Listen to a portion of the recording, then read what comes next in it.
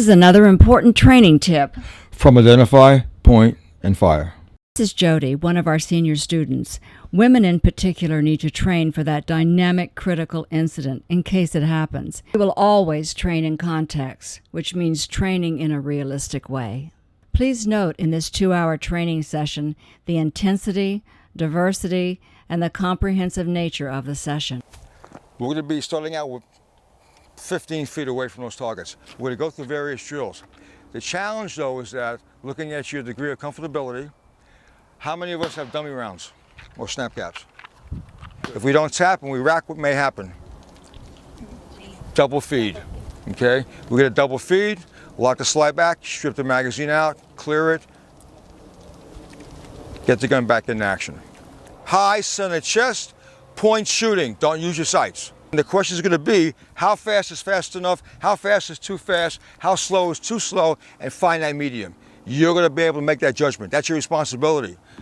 We're going to start with this first. This is considered a large target. Speed's appropriate. High center chest. The goal is, whatever you shoot, if it's not right, you have to think through what you did wrong to fix that, and your next string, fix it. Don't leave here with an error. Hi, my name is Jodi, and I've been training with Bob and Jolyn at Identify, Point, and Fire for about the past 2 years.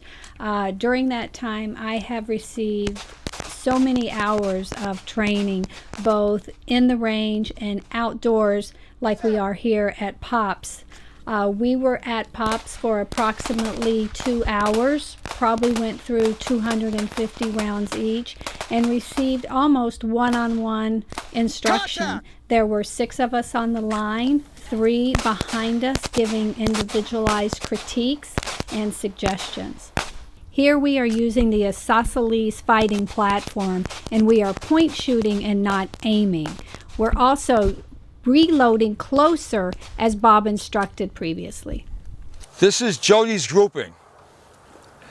Now, she's getting really, really tight. She's going to have one miss here. The goal is high center chest. One miss here. That was your first shot. That was a fluke. We have to make sure that happens in here. But other than that, this is much better than what you've been doing, which is fine.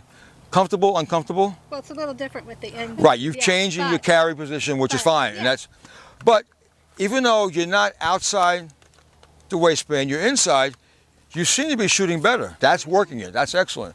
You come a long way. When we began training a couple years ago, we only shot at a range with static firing platform.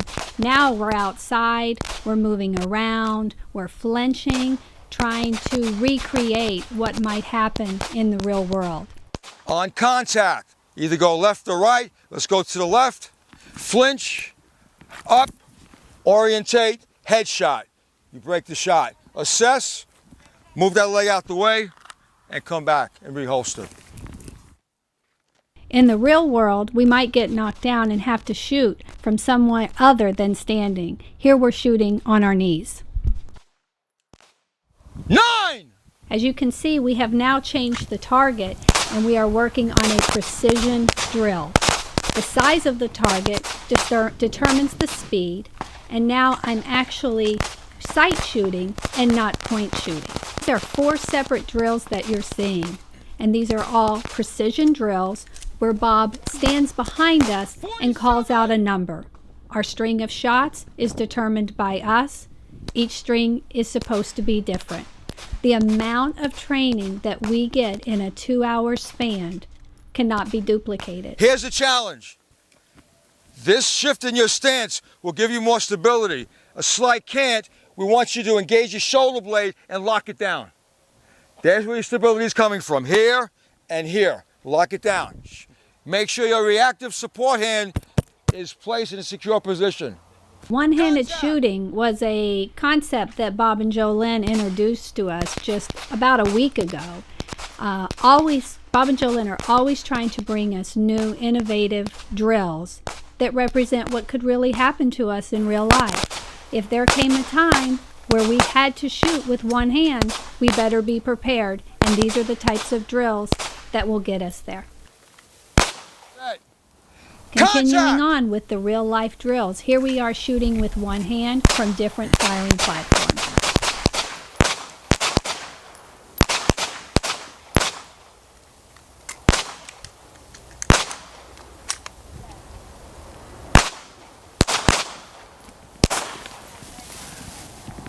after each shot, adjust by moving your muzzle, if you have to the left side.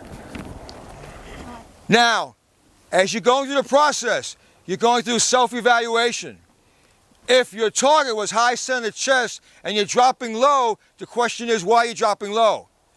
As you break the shot with the trigger, is your trigger finger moving and your wrist moving at the same time? That's probably potential right there. Straight press back.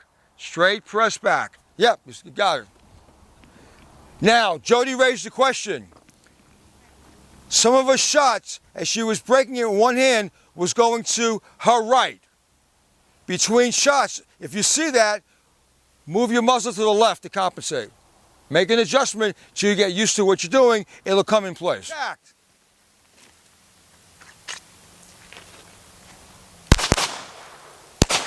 Once again, please note that there are 6 of us on the line, and there are 3 people behind us giving us individualized instructions. There we go. You got 2 or 5 in, but the other 2 on top is close enough. That's fine. Up, draw, come forward. Lock it down. Break the shot in A. Contact! Here we're shooting from another platform. That could happen in real life if you were to be knocked down. If you're going to own a firearm, you need to know how to use it correctly, and use it under any circumstances that you Show find off, yourself. Jodi. I like B, I guess. Oh yeah. How tight are your groups? How far apart are they? Jodi is so tight she can shoot faster. Stand right here. I lost my voice. Run! Run! Let's go! Run! Keep going! Around the barrels! Around the barrels! Around the barrels! Let's go! In this drill, we were trying to replicate the stress that you would feel in a real-life emergency if you thought that someone was coming into your house. By the time I hit the table, my heart rate was up, I was breathing hard, I could hear my heart in my ears, and I'm trying to get my gun, load it, grab the phone. Now I'm calling 911. 911. Operator, what's your emergency? There's somebody in my house. Where are you at? I'm in the bedroom. Where's your address? Are you by yourself? No, my kids are on the other side of the house. I need to go get them. Okay. How many bad guys are there? I don't know. I can't see them. All I hear is a whole bunch of noise out. 2!